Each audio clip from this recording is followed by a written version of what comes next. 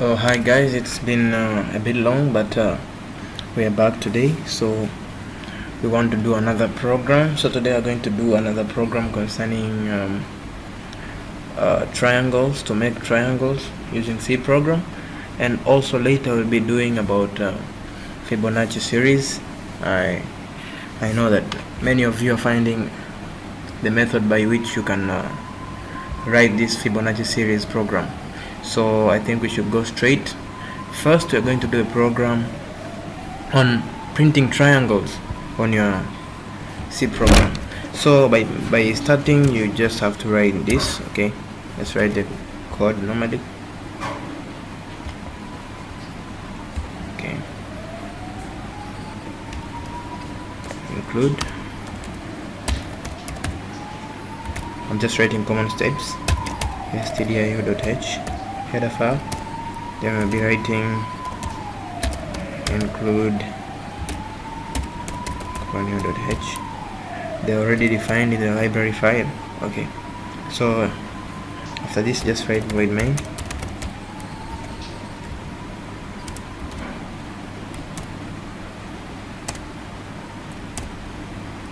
So from here, we'll just use some of the integers, and we'll be specifying them. So from the beginning, we'll just write I will mean the number of rows to be printed, and J will mean the counter, and also N, which is the user input, the number of rows that the user has to print. Okay, so after this, just write this way, then take the user input, printf, enter the number of rows to be printed.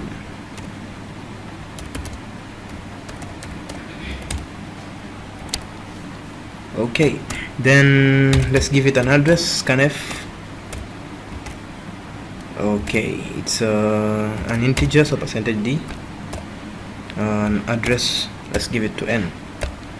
So after this, we have to give it a logic, because it will be a something repeating, so that means that we have to use a loop, and the most common loop is a for loop. So for, we'll start with the number of rows.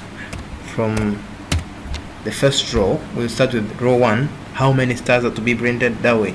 So from the first row, we should write this way, then each row must be less or equal to the total number of rows. We said it's n, less or equal to number of rows. Then we'll be incrementing this number of rows by 1 each time. So after this, another bracket, so another for loop. Okay, this will be for the spaces that are used. Okay, so I forgot something to write about the spaces. Give it a value k. So for k is equal to, we'll start by the first one. If you're printing a triangle, that means that in the first row we'll print only 1 star or 1 number. That means that we'll be having 4 spaces left. Okay, not only 4, that means that it will depend on the number of rows that you want to print. If it's 7 rows you want to print, that means that the first line will be having 6 gaps and 1 star or 1 number. That means that the common formula is n minus I. I stands for the number of rows that we are dealing with at that time. So that means that it's n minus I.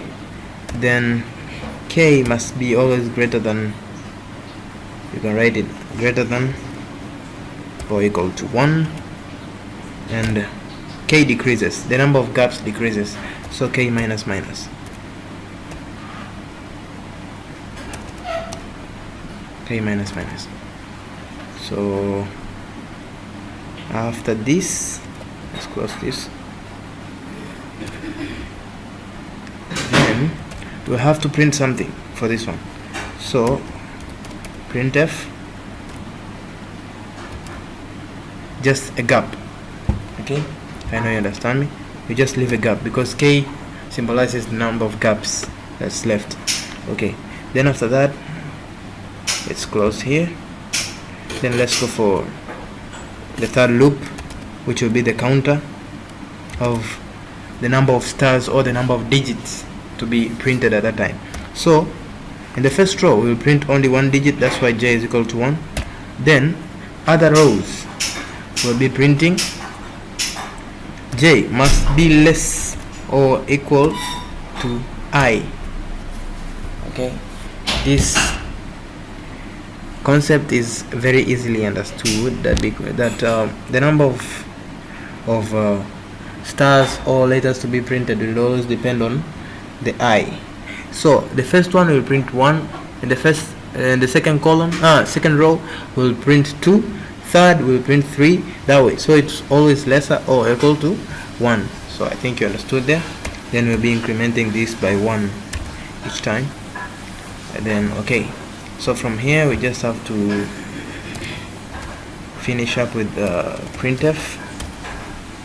What do we have to print over here? We have to print either D, or you can decide to write a star over here. So that means that D, and it will be just the value of j.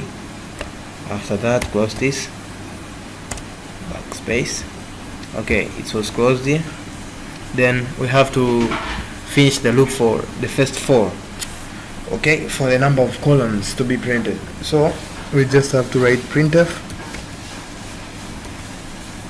Okay, we have to tell it to print, to go to the next line. Okay, for row we just have, after printing either a digit or a star, we have to go to the next line. So just give it the next line, then close it, and I think by now we'll be nearly done. Okay, then we'll be closing. Okay, then let's finish with get ch, which goes together with conio.h. Okay, we used it with this conio.h, that's why we must specify get ch, get character, in the end. So from here, okay, we want to print this the next line. Okay, then let's check if there is any mistake. Oh, let's save it first. So it must be a CSOS file. Then how do you save it? You can decide. Okay, angle, let's save it this way, angle.c. So after writing this, just save. Okay, just replace it. So I see no error, no warning. Okay, then compile it. So let's see what it writes for us. Okay, enter the number of rows to be printed. I need 7 rows. You see, so it's very simple as it is. Let's try with another number. Maybe I need 10 rows. So I'll just write 10. Enter. That way, so the triangle is just ready. And if you want to print stars, as usual, I just told you that you just have to write this, then print the star. That easy. So just run it that way. So 8. It printed 8 as a triangle that way. So if you want to see it very clearly, that means that you must give it a tab. Use /tab, then just compile it again and write it again as you wanted it to be. You see, so it's clearly seen that way. So I think every one of you understood this is a triangle, and please don't forget to subscribe in this video. Thank you.